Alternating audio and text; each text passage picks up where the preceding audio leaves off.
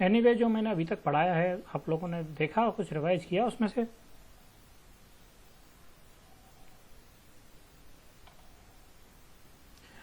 दीपक, मुनासिब और Sitanshu. Yes sir. तो जो अभी मैंने लास्ट टाइम पे जो प्रॉब्लम्स दी थी, 3 प्रॉब्लम अभी मैंने इस चैप्टर की कराई हैं रिसेंटली, तो वो आपने ट्राई करके देखी?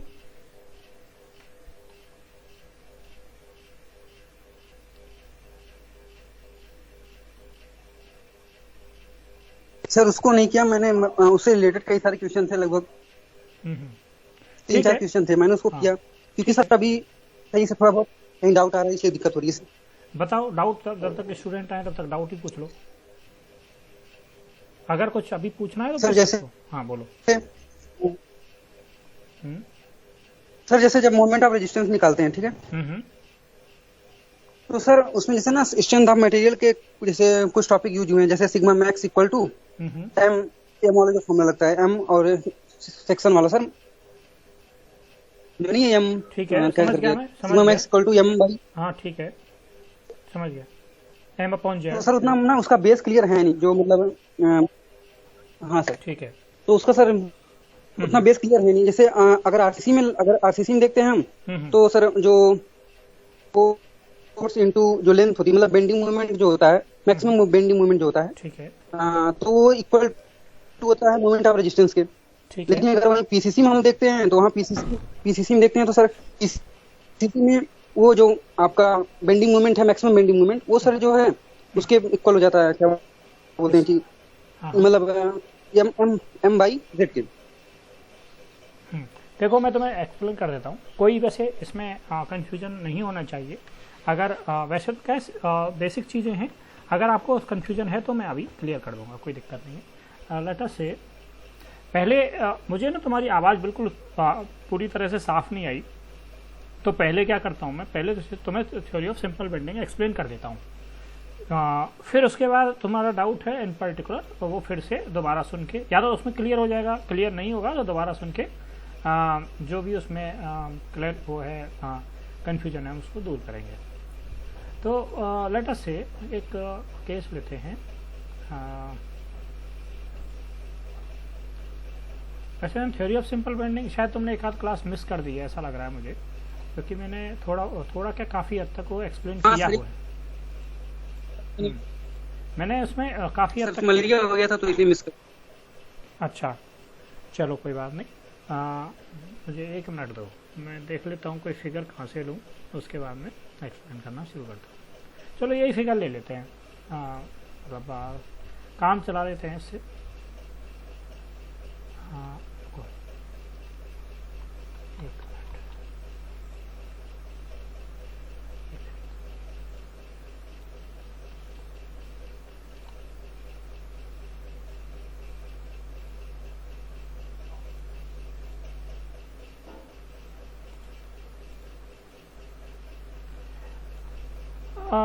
इसमें मैंने अब ये करना है, ये किया।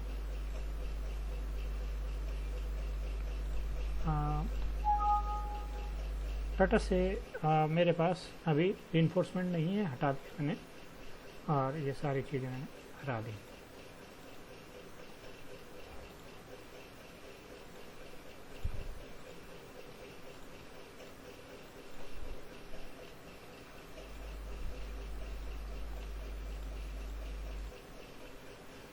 मतलब एक सिंपल रेक्टेंगुलर बीम मैंने ले ली, ये है पॉइंट।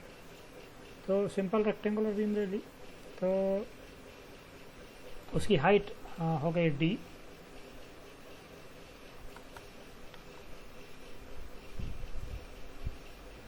और सिमिलरली उसकी जो विड्थ है, विड्थ हम ले लेंगे B.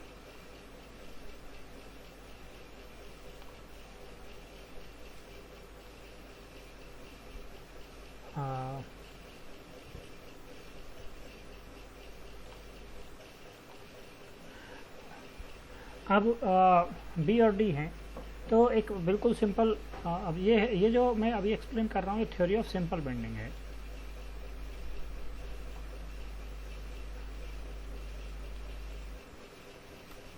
Theory of simple bending.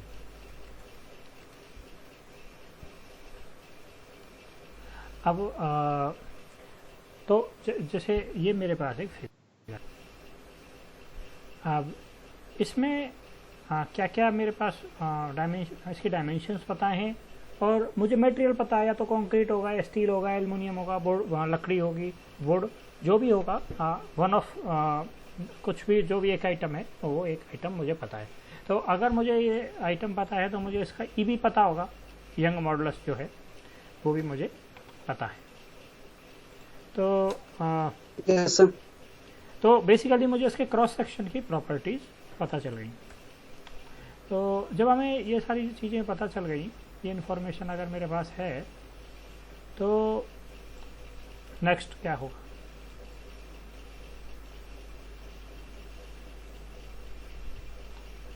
अब यहाँ पर नेक्स्ट क्या होगा कि मैं इसकी लेट अस से आई कैलकुलेट कर लेता हूँ।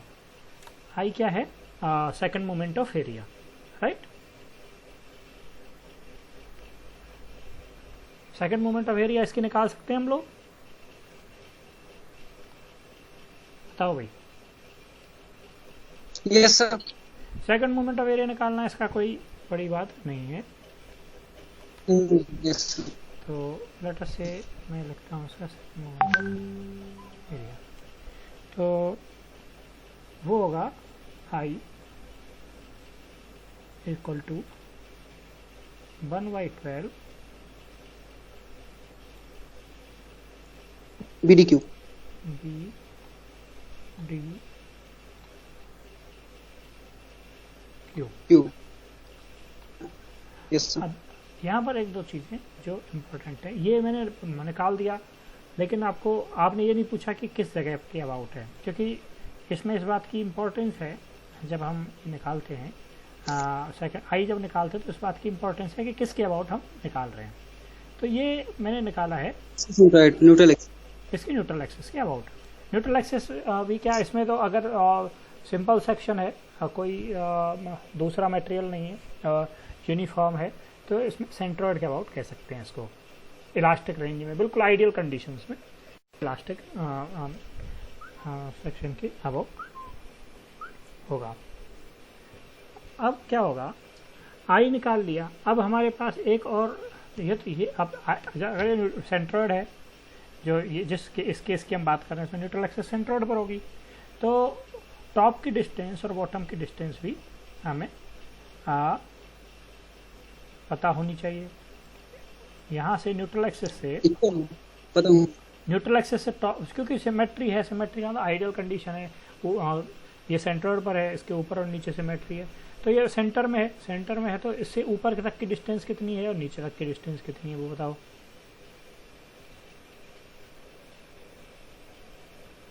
बताओ न्यूट्रल एक्सिस से टॉप के फाइबर की डिस्टेंस कितनी है?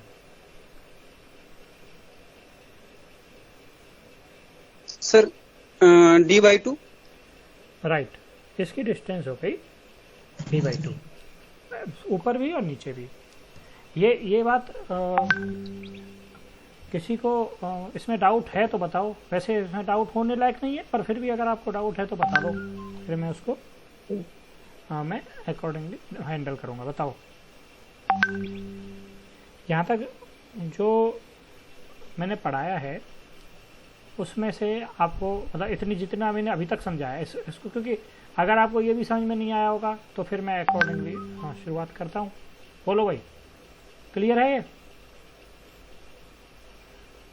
यस सर, क्लियर है। हाँ ओके। अब बाकी लोग, शिवशंकर, मुनासिब, दीपक, कोई डाउट हो तो बोल दो ना।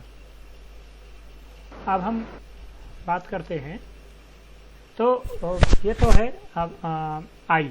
अब मैं पहले सीधा आता हूँ सिंपल बेंडिंग थ्योरम पे। थ्योरी ऑफ सिंपल बेंडिंग क्या कहती है कि अगर कोई सेक्शन है और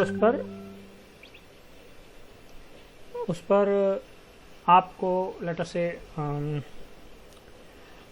देयर इज बीम, ये बीम का क्रॉस सेक्शन है, जो मैंने बनाया है ये है क्रॉस सेक्शन, और बीम की कुछ लंबाई भी होगी, लेंथ में भी होगा कुछ, तो उस पर कोई बेंडिंग मोमेंट लग रहा है।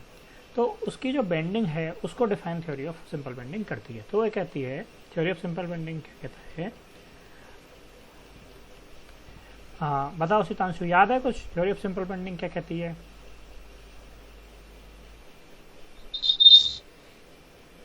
Yes sir.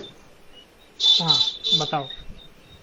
Sir sigma, sir जो sigma y equal to m by I equal by r, sigma y, sigma upon y, sorry upon y is equal to m by I m upon I equal to E by I are.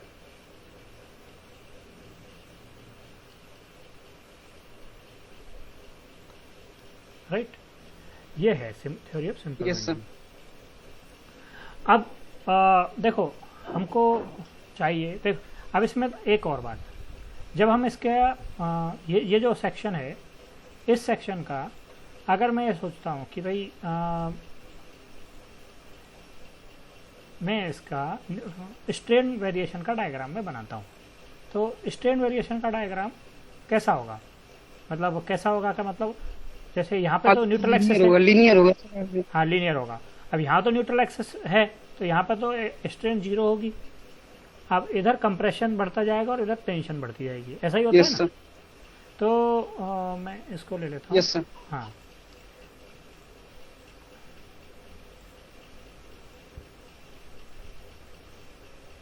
Tata से इसको ले लिया, ये है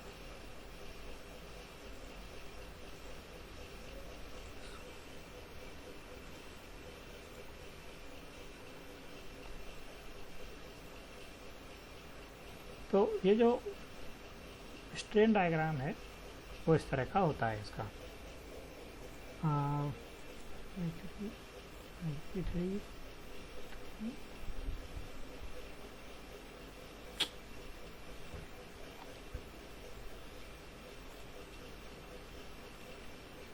एक second में इसको थोड़ा स्केलिंग कर देता हूँ।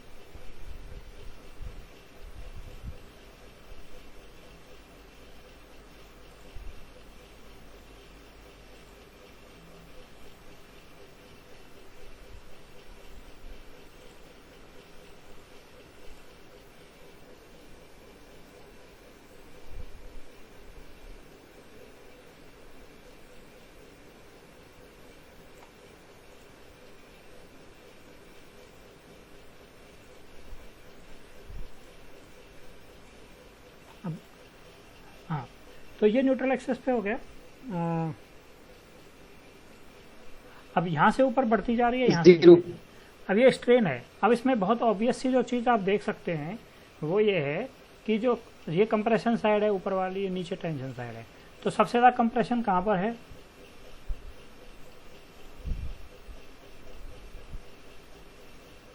टॉप पर। राइट, तो सबसे ज़्यादा कंप्रेशन है टॉप पर।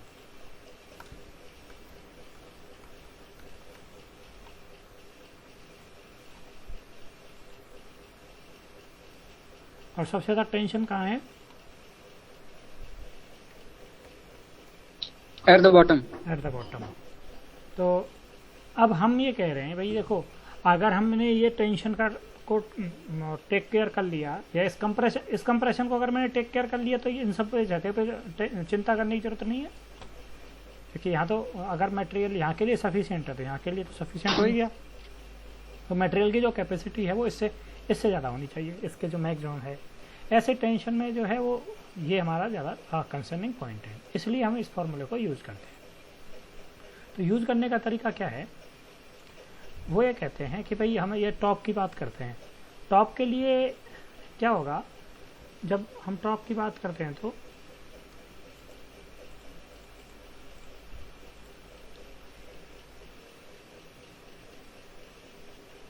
हम कह रहे हैं भाई कि टॉप के लिए अगर बात की जाए तो y इक्वल टू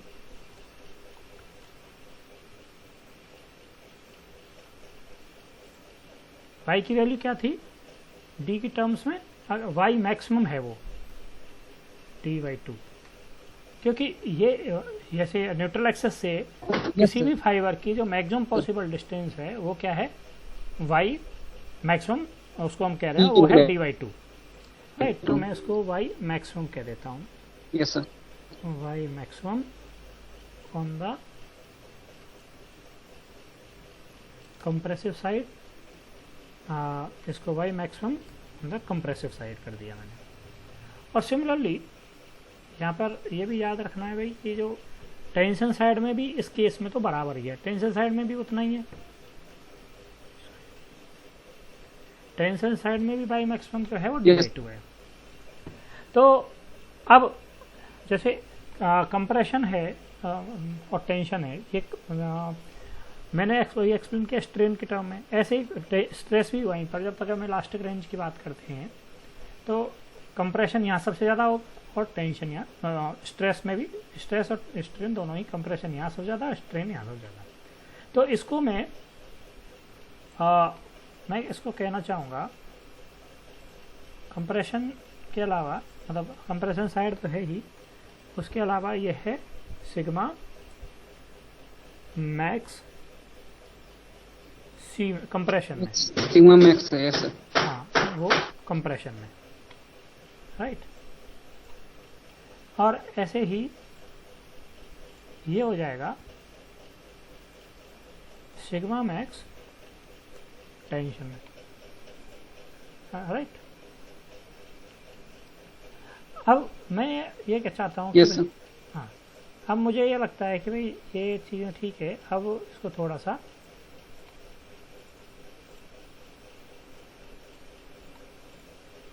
अपन, मैं ये चाहता हूँ कि भाई ये जो वैल्यू है ये निकल के आए। अब आपसे कोई रैंडमली कह रहा है भाई देखो ये जो कैलकुलेशंस हैं, इसको जैसे आपको m बता दिया गया और सेक्शन बता दिया गया कि भाई ये सेक्शन है, और आपको अब ये कहा जाए कि इसमें मैक्सिमम स्ट्रेस निकालो, तो क्या आप वो मैक्सिमम स्ट्रेस निकाल सकते हैं?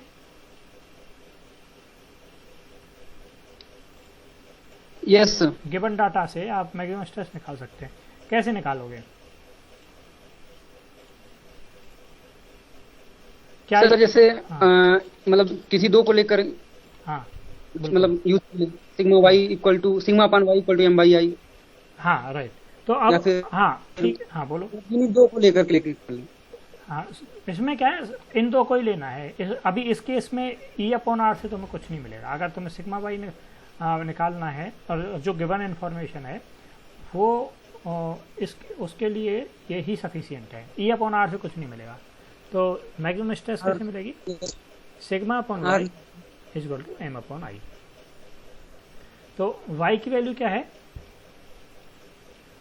अगर मुझे सिग्मा मैक्स सी निकालना है, मुझे ये वाला सिग्मा निकालना है, तो इसको मैं अगर यहाँ रखूंगा तो y की वैल्यू क्या रखनी पड़ेगी? D by two sir. हाँ उस पॉइंट के करस्पॉन्डिंग y की वैल्यू है डी बाई टू।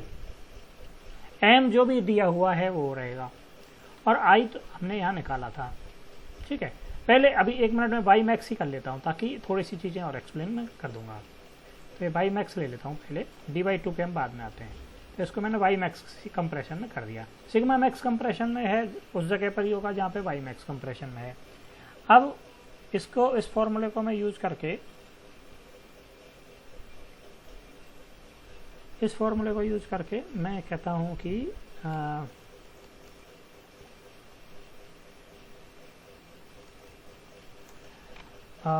इसको यहाँ से मैंने हटा लिया और यहाँ मैंने इसको मल्टीप्लाई कर दिया।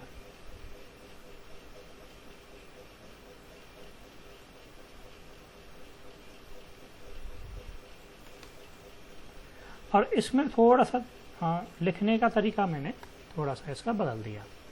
वह ये बदला कि m को तो मैंने यहाँ लिख दिया और y में, सॉरी इसको ऐसा करते हैं, i जो है i की जगह पर तो मतलब रिफ्रेजिंग कर रहा हूँ मैं जस्ट, और कुछ नहीं कर रहा हूँ।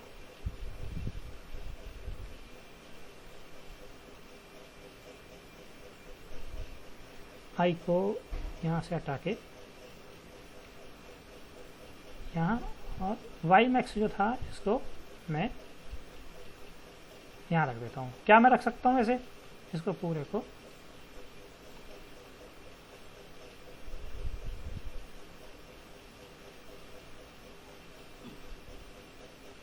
यस सर, रखते हैं। रख सकते हैं। किसी को कोई डाउट हो तो बताओ। ऐसा कर सकते हैं? No sir. ठीक है। अब अगर हम यस सर, ऐसा कर सकते। हाँ कर सकते हैं। तो अब हम थोड़ा सा इस पे ध्यान देते हैं। ये क्या है, क्या बन के आया? आई अपॉन वाई मैक्स क्या है? आई तो सेकंड मोमेंट ऑफ एरिया है, वाई मैक्स न्यूट्रल एक्सिस से सेक्शन। डिस्टेंस है। Yes sir. तो ये जो बन के आया ये है सेक्शन मॉडुलस। इसी को हम सेक्शन मॉडुलस बोलते हैं। तो इसको हम कह सकते हैं कि this is equal to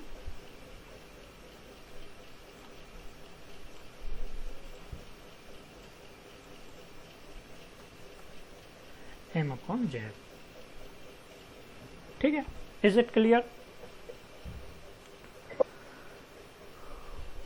yes sir, 100%। ठीक है भाई। अब हम थोड़ा सा इसमें आगे बढ़ते हैं।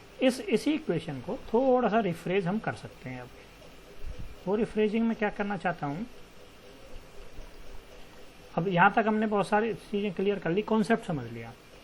अब मैं कह रहा हूँ कि भाई जो m जो है, मतलब z जो है, इसको अगर मैं इधर ले के चला जाऊँ तो हो जाएगा m equal to z into sigma. ऐसा हो जाएगा, राइट? Yes sir. अब इससे हमें क्या मिला, क्यों हमने किया और क्या हमारा इसमें फायदा है?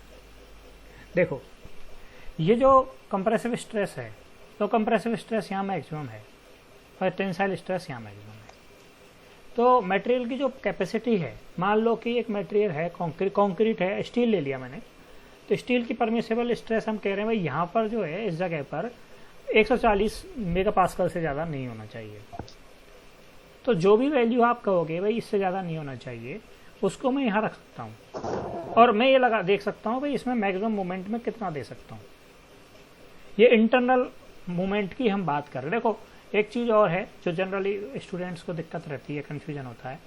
यहाँ पर जो मोमेंट है, ये इससे जो निकल के आ रहा है ना मोमेंट, ये इंटरनल मोमेंट है। अब एक्सटर्नल क्या है? एक्सटर्नल वो है जो आप लोड के थ्रू लगाते हो। जैसे फिगर देख लेते हैं, ये है। अब इसमें आपने ये लोड लगाया था ऊपर से, राइट?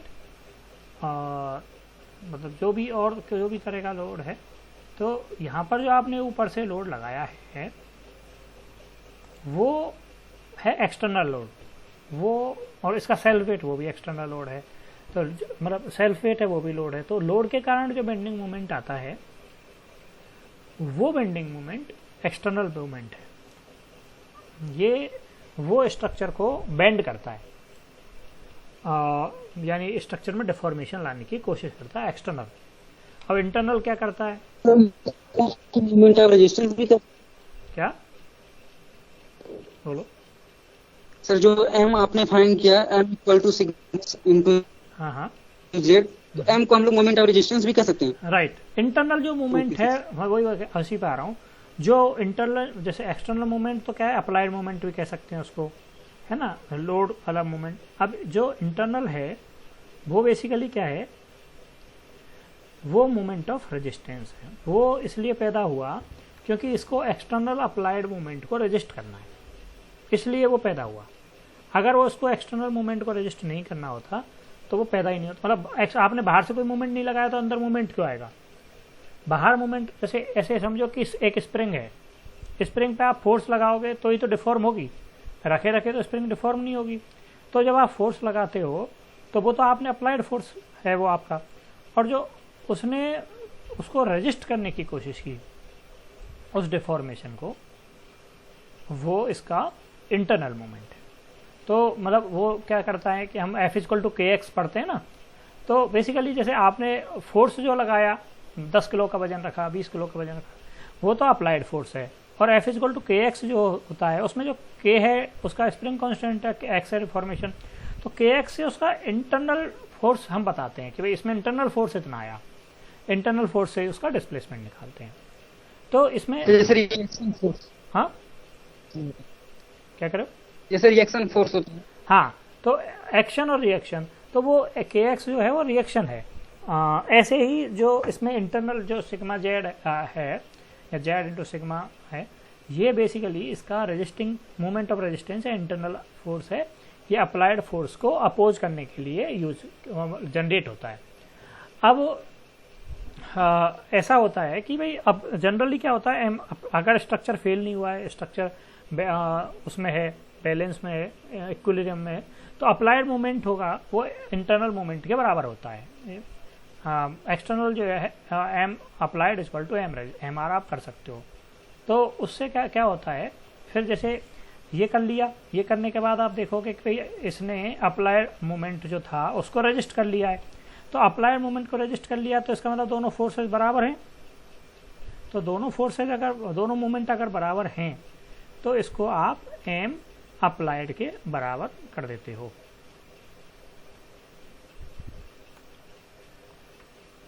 क्योंकि इसने अगर रजिस्ट कर लिया है तो इंटरनल या मोमेंट ऑफ रेजिस्टेंस जो है वो अप्लाइड के बराबर होगा। तो क्या हो गया बेसिकली कि ये जो है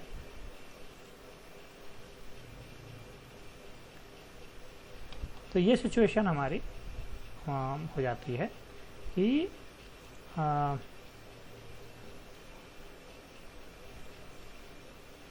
आप फिर उसके ये सब करने के बाद, इसको मैं पहले आगे लिख देता हूं।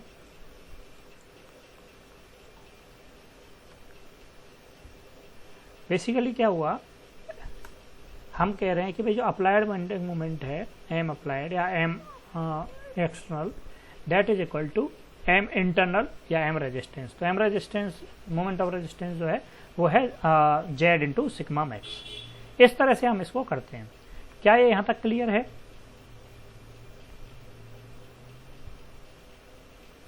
Sitanshu, Shivshankar? Yes sir, thank you so much sir, clear है। क्लियर है? और शिवशंकर? यस सर, क्लियर है। सर क्लियर है सर। कोई और? क्लियर है सर। ठीक है, कोई और जिसको कोई दिक्कत हो तो पूछ सकता है भाई।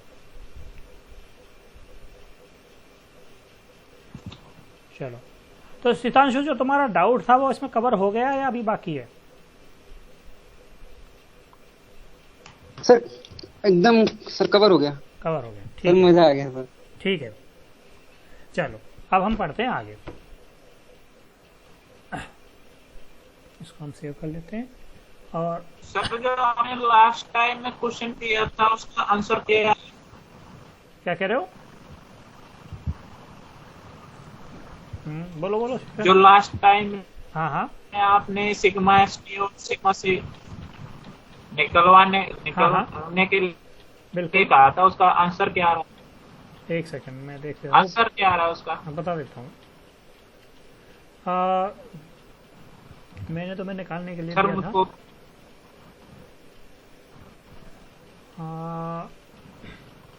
एक मिनट दो मुझे।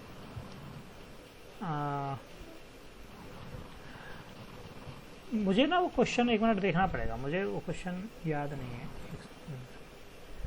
मैंने तुम्हें दिया था सर एग्जाम ये वाला जो मैं शेयर कर रहा हूँ 8.2 है सर। 8.2 ओके। और 300 600 402 ओके ठीक है, 8.2 है। तो तुमने उसमें से मैंने जो पीडीएफ शेयर किया था उसमें नहीं चेक किया था? तो उसमें क्या है, एफसीबीसी जो था वो 2.56 है मेरे सर पास। गूगल मैंने शेयर किया हुआ है गूगल क्लासरूम में। हाँ यस सर। हाँ, तो एफ सिग्मा सी हाँ एफसीबीसी, सर बिल्कुल सही। हाँ, तो स्टील का तो 2.56 और सॉरी कंक्रीट का 2.56 और स्टील का 70.58। यस सर सही है सर। ठीक है। और बाकी लोग जिसने, मुझको इसी में डाउट था सर, ये हाँ कम अच्छा कम आ रहा है इसलिए, और ठीक है, कम ऐसा हो सकता है कि कम मूवमेंट लग रहा हो। हाँ कम आ रहा था इसलिए डाउट पड़ा। नहीं ठीक है। अच्छा और ओके सर। हाँ ठीक, और कोई जिसको डाउट हो, कोई क्वेश्चन पूछना है तो बताओ।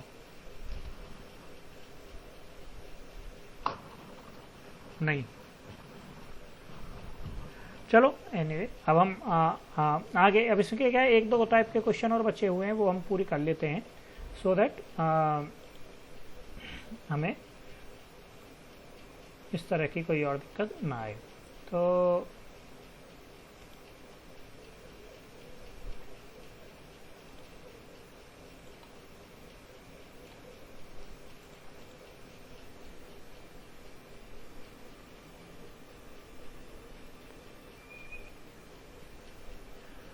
जस्ट ए मिनट, मैं नेक्स्ट क्वेश्चन पिक कर लेता हूँ।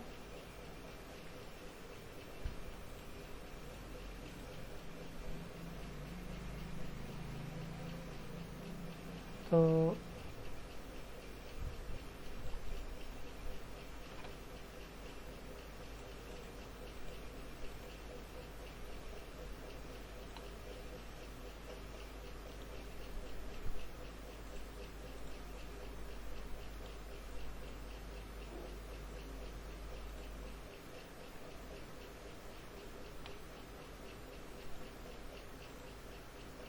Okay, this is the next question. Again question में जो सबसे इम्पोर्टेंट है आपको करने के लिए वो है समझना। ये इम्पोर्टेंट नहीं है कि क्वेश्चन का आंसर क्या है, आंसर अभी अगर आप समझ जाओगे तो आंसर अपने आप निकल जाएगा। तो हड़बड़ी नहीं करेंगे, ऐसा नहीं है कि भाई यहाँ से देखो या वहाँ से देखो, आंसर है आपस में। सॉल्व करने के लिए सर 5 मिनट दीजिए। किसके लिए? हेलो सर, इस करने के लिए सर हम लोग अटेम्प्ट कर सकते हैं? हाँ हाँ, तो मैं दे रहा हूँ बिल्कुल। आप लोगों को भी क्वेश्चन करने के लिए दिया जाएगा। मैं एक्सप्लेन सारी चीज़ें कर चुका हूँ। अब इस स्टेज पर आपको करना है, और नहीं आएगा तो मैं डाउट क्लियर करूँगा।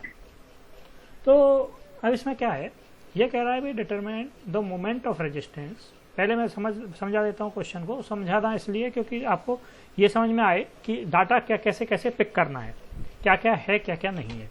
Determine the moment of resistance and area of tensile steel required for a section of RC beam, RC or reinforced concrete beam of 300 into 550 B into D। अब यहाँ पर इसने B into D दे दिया है और वो अलग अलग तरह से D बताएगा। तो B तो विड्थ है, चाहे स्मॉल b लिखो चाहे कैपिटल B लिखो, और 55D जो है वो स्मॉल d है। तो स्मॉल d का क्या मतलब है? स्मॉल डी को क्या क्या कहेंगे आप? सर इफेक्टिव डेप्थ, लेंथ नहीं, इफेक्टिव डेप्थ। सही। ये आपको ये रखना है याद हमेशा, ऐसी ये गलतियां नहीं होनी चाहिए। तो ये है इफेक्टिव डेप्थ। सो अब हम आते हैं, जस्ट मिनट। ओके, तो ये है इफेक्टिव डेप्थ। अब मैं इसको, अब जो डाटा हमको मिलता जा रहा है ना, उसको हम लिखते हुए चलेंगे। तो हमें मिल गया डी जो है, स्मॉल डी जो है, स्मॉल डी है 550 mm ऑफ फोर्स, राइट।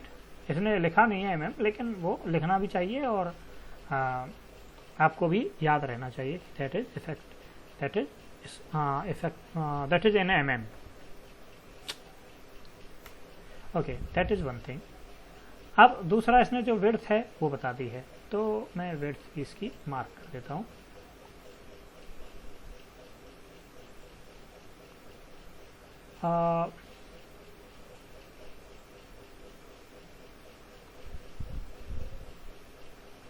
तो इसकी जो विड्थ है वो है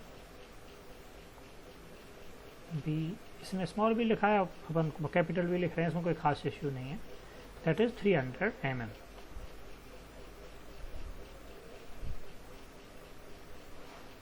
तो स्लाइड चेंज हो गया सर। क्या हो गया?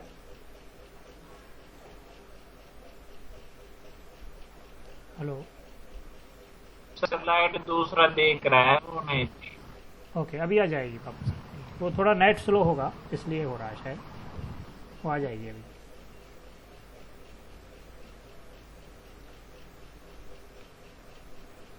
ओके, अब हम बात करते हैं कि ये जो भी हुआ, जितना अभी तक हमने किया इसमें एक दो चीज़ें हैं, मैं इसको थोड़ा सा एक सेकंड दो मुझे, थोड़ा सा फाइन ट्यून कर देता हूँ, इसको मैं मिटा ही देता हूँ। ये क्वेश्चन हमें बता रहा है कि भाई हमारे पास जो है वो यहाँ हम मार्क करते हैं, इधर ले लेते हैं इसको। ओके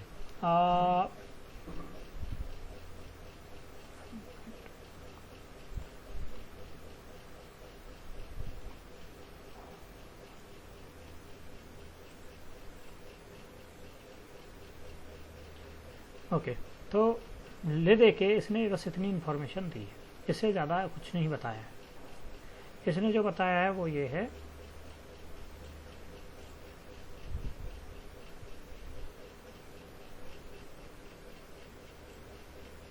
इसने बस इतना बताया कि भाई एक तो रेक्टेंगुलर सेक्शन है, रेक्टेंगुलर भी इसने स्पेसिफिक क्लियरली नहीं बोला है, 300 इंटू 500 करके बोल दिया है।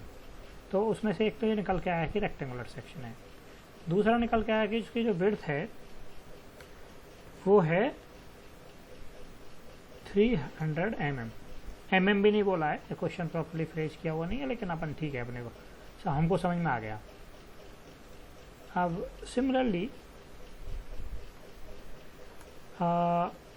यहाँ पर ये बोल दिया है, हाँ सॉरी ये स्मॉल डी है, एक मिनट गलती हुई।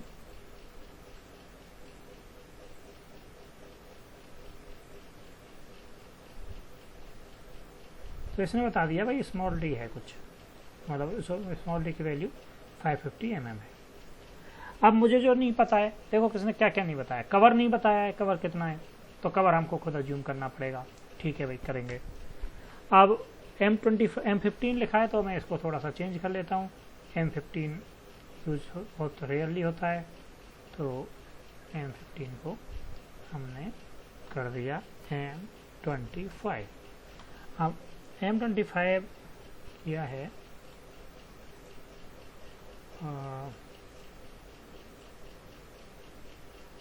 यूज M25 करेक्ट,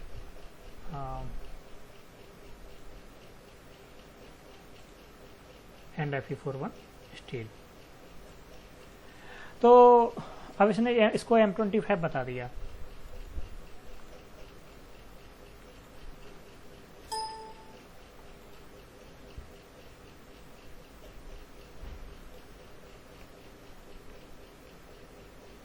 सर आवाज नहीं आ रही है।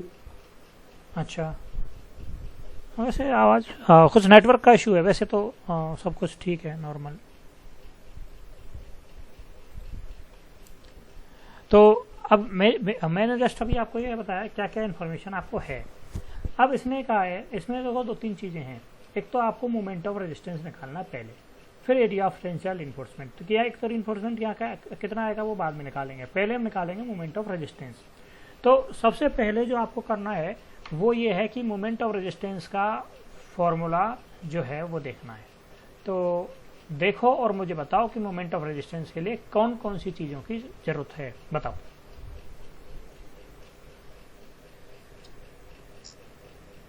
सर एक तो एक्स मैक्स और एक्स यू, अगर ये दोनों निकाल लें तो उनसे पता चल जाएगा अगर जो बड़ा होगा जो होल्ड जो हम एक्स यू और एक्स यू मैक्स करते हैं वो नोटेशंस हम लिमिट स्टेट में यूज करते हैं। अभी हम वर्किंग स्ट्रेस मेथड पढ़ रहे हैं, तो वर्किंग स्ट्रेस में क्योंकि एक्स यू जो है यू स्टैंड्स फॉर अल्टीमेट, तो हम वर्किंग स्ट्रेस में बात करते हैं तब हम मतलब एक्स क्या बोलते हैं, क्या टर्म, के टर्म या एन टर्म, ये टर्म यूज करते हैं। तो के निकालोगे आप कि अब जैसे अब इसने ये रीइंफोर्समेंट, देखो इसमें ये भी समझने की वाली बात है कि इसने मोमेंट ऑफ रेजिस्टेंस तो निकालने के लिए कहा है, एरिया ऑफ रीइंफोर्समेंट भी आपको ही निकालना है। तो बेसिकली ये डिजाइन प्रॉब्लम है, हम डिजाइन कर रहे हैं। तो जब हम डिजाइन कर रहे हैं तो आप बताओ कि डिजाइन करेंगे तो के कौन सा यूज करेंगे, कौन सा के यूज करना है बताओ।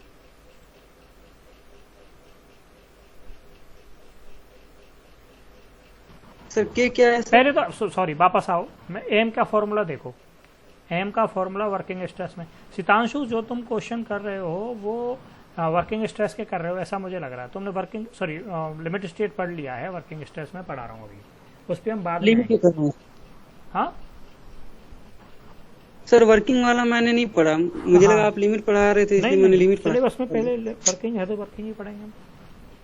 तो वर्किंग में चलो, जो कोई बात नहीं, जो जो पढ़ रहे हैं वो देखो, और तुम भी अगर कोई बुक है इस समय तो खोल के देखो। वर्किंग स्ट्रेस के फॉर्मूले में मोमेंट ऑफ रेजिस्टेंस जब हम डिजाइन कर रहे हैं तो उसके फॉर्मूले में क्या क्या आता है? क्यों शिवशंकर बताओ। सर उसके sir sigma c b c आता है, बी आता है, के बी आता है, और डी आता है, और जे भी आता है। राइट। तो हम फॉर्मूले पे जाते हैं।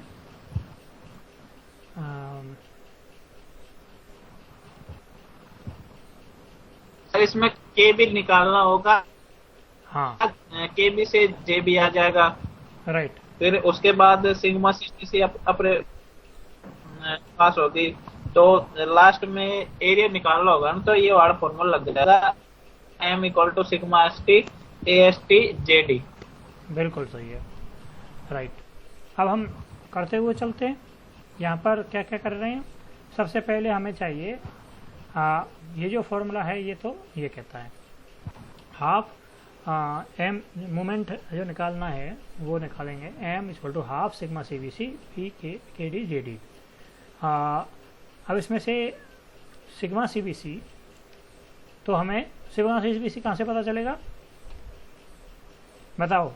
सिग्मा सी बी सी की वैल्यू क्या निकलेगी?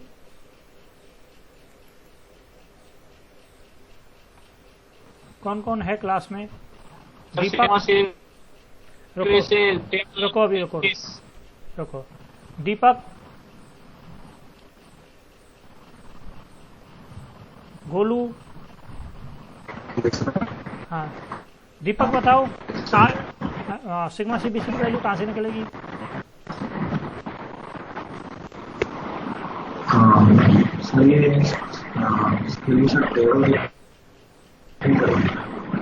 तुम्हारी आवाज नहीं आ रही है। चलो रे, बहुत डिस्टरबेंस है तुम्हारी आवाज। चलो ठीक है, टेबल देखनी पड़ेगी, राइट। तो वो टेबल का नंबर है, पेज नंबर 81 या 82 के आसपास है वो टेबल, ठीक है। तो वो टेबल देखो, M25 की वैल्यू बताओ सर। Table number 21। हाँ, और उसके लिए सिग्मा सी बी सी की वैल्यू आ जाएगी, sigma c b c equal to 8.5 MPa। ये हो गया। अब हम देखेंगे सिग्मा सी बी सी की हमें वैल्यू मिल गई सर। 5 आएगी। हाँ हाँ बोलो। 5 आ रही है सिग्मा सी बी सी की वैल्यू टेबल में। नहीं, M25 के सर लिए, वैल्यू 5 है सिग्मा सी बी सी। M25 के लिए 25 सर 8.5 है। हाँ राइट, तो वो है 8.5। अब हम 8.5 हो गई। अब हमारे पास B चाहिए अगला। तो B की वैल्यू पता है क्या हमें? यस सर, B की वैल्यू कितनी है? 300। B की वैल्यू हमें पता है, B की वैल्यू में कोई इशू ही नहीं है। B की वैल्यू 300 हो जाएगी।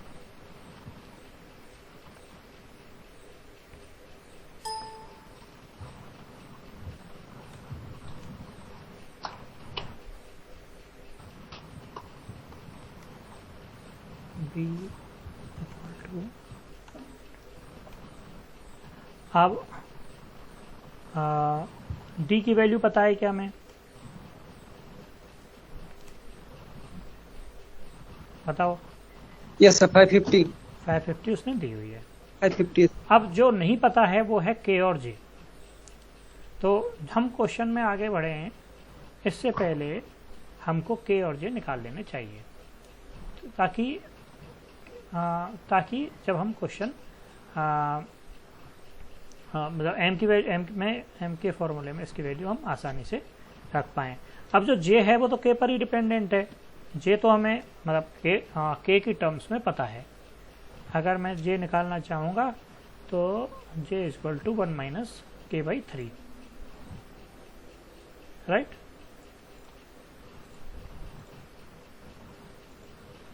ऐसा ही है ना।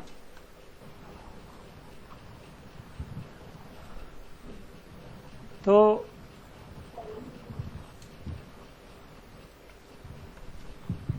अब के निकालना है, तो अब के लिए अब क्वेश्चन ये है कि दो केसेस हैं हमारे पास। एक तो है एक्चुअल वाला के एक्चुअल और एक के बैलेंस्ड।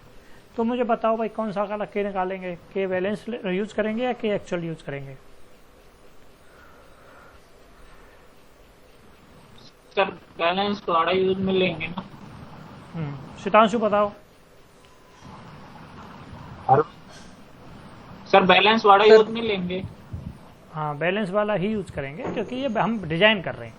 तो अब आप क्वेश्चन करो यहाँ से, के बैलेंस निकालो, के बैलेंस निकाल के जे बैलेंस निकालो और मोमेंट ऑफ रेजिस्टेंस निकाल के बताओ, करो।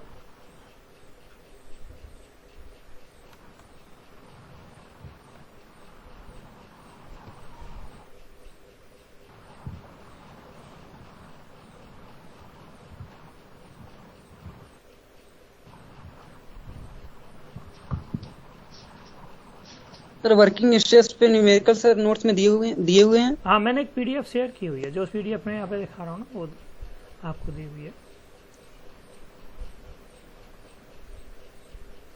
Okay sir. उस पर गूगल क्लासरूम में देख लेना, पीडीएफ शेयर की हुई है। Okay sir. Okay.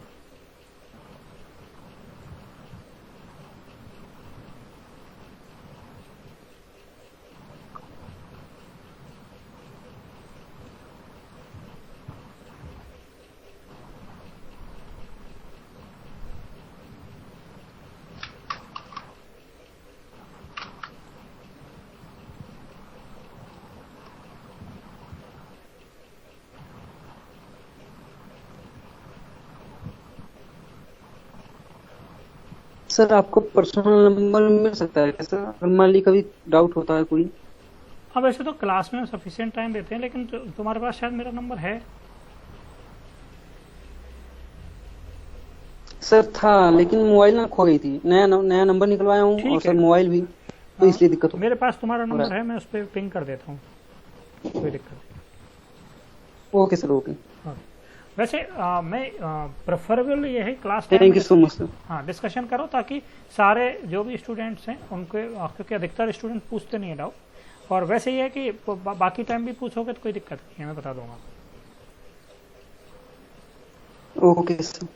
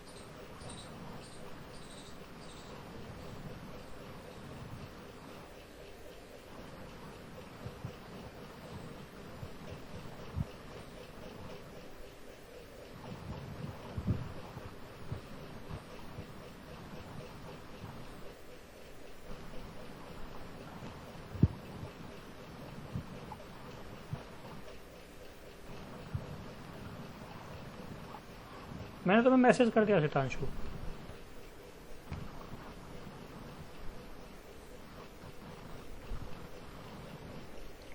Yes sir, देखिए।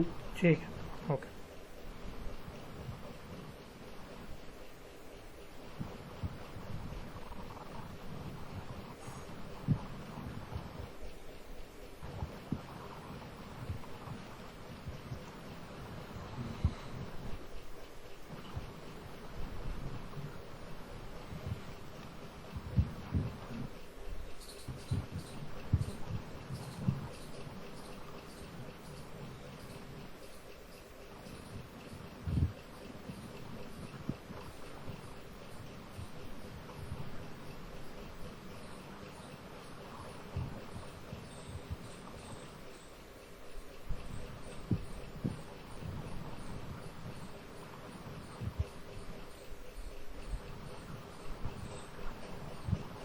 हाँ भाई, के की वैल्यू निकल के आई।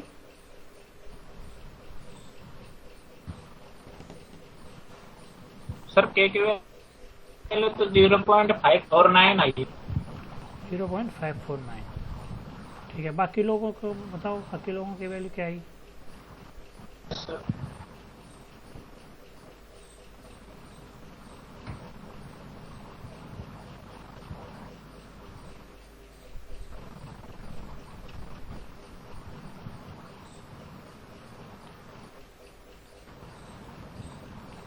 केबी की वैल्यू कैसे निकाली भाई।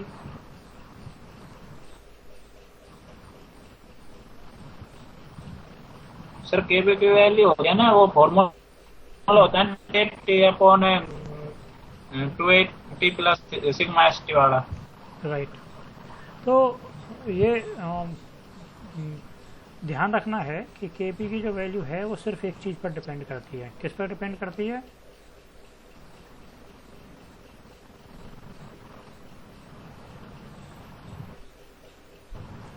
केबी की वैल्यू किस पर डिपेंड करती है?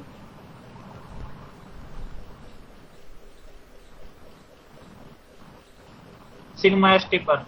हाँ, सिर्फ और सिर्फ सिग्मा एस टी पर। यहाँ पर जो FE415 हम यूज़ कर रहे हैं, तो FE415 की का जो सिग्मा एस टी है वो कितना होगा?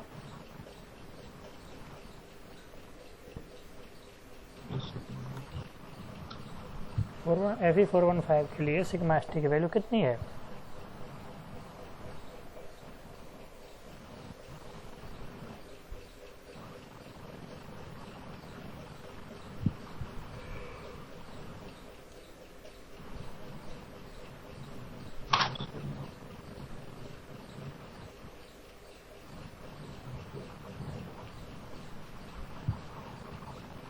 बताओ भाई।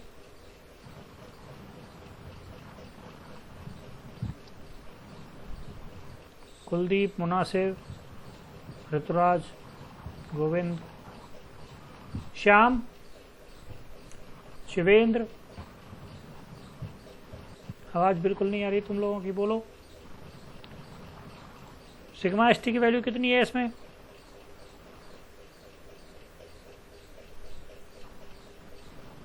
सर 230 लेंगे। बिल्कुल 230 लेंगे। और फाइनली वैल्यू कितनी निकल के आई फिर?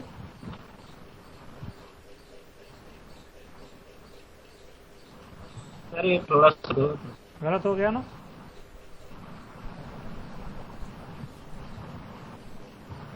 गलत हो गया सर। हाँ हाँ, समझ थोड़ा सा ये 3 से गुना नहीं किया मैंने। कोई बात नहीं, करो। क्योंकि वो 0.5 के ऊपर बहुत कम चांस है जाने के, वो उतना ऊपर जाता नहीं है वैल्यू।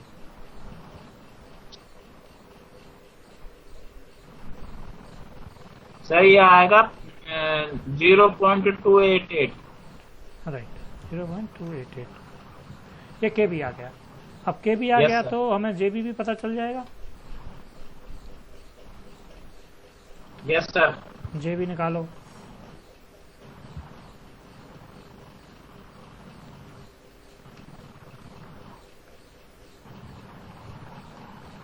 सर ये भी आएगा 0.903। राइट।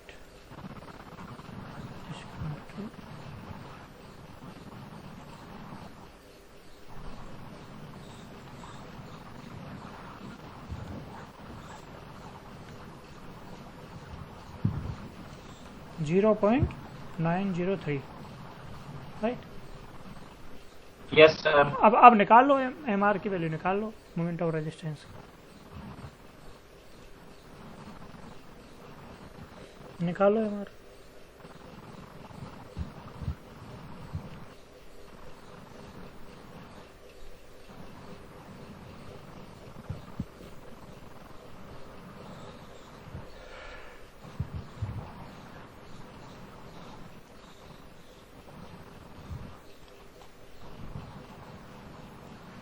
सीतांशु कर पा रहे हो?